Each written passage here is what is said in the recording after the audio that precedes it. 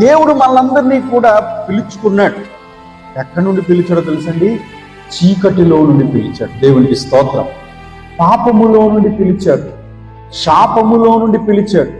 నిజంగా ఇక్కడ వారందరము ఒకవేళ దేవుడు మనల్ని పిలుచుకోకపోతే, ఒకవేళ దేవుడు మనల్ని ఏర్పరచుకోకపోతే, ఒకవేళ దేవుని ప్రేమ మనకు పరిచయం కాకపోతే ఒక్కొక్కరు ఒక్కొక్క పరిస్థితిలో ఉండేవారు.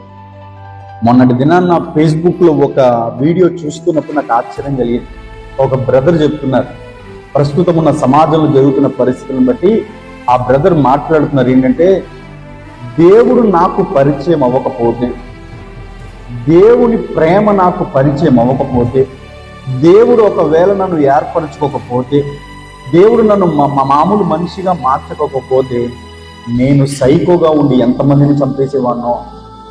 అంటే అతడి యొక్క గత కాలము చీకటి జీవితం, పాపపు జీవితం, శాపము జీవితం, అది గుర్తెరిగి దేవుడు నన్ను తన ప్రేమ చేత పిలుచుకున్నాడు కనుక ఇప్పుడు సమాజంలో గౌరవంలో బ్రతుకుతున్నాను అని తెలియజేసాడండి.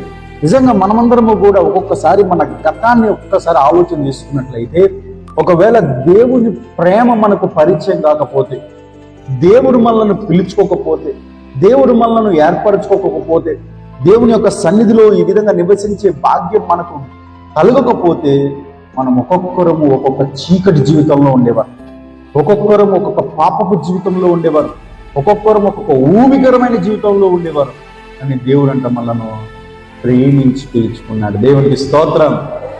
చీకటిలో నుండి పిలుచుకొని దేవుడు ఏం చేశాడో తెలుసని మనను వెలుగులోనికి తీసుకొని వచ్చాడంట. పాపము నుండి మనల్ని పిలుచుకొని దేవుడు మనలను పరిశుద్ధులుగా మార్చాడంట.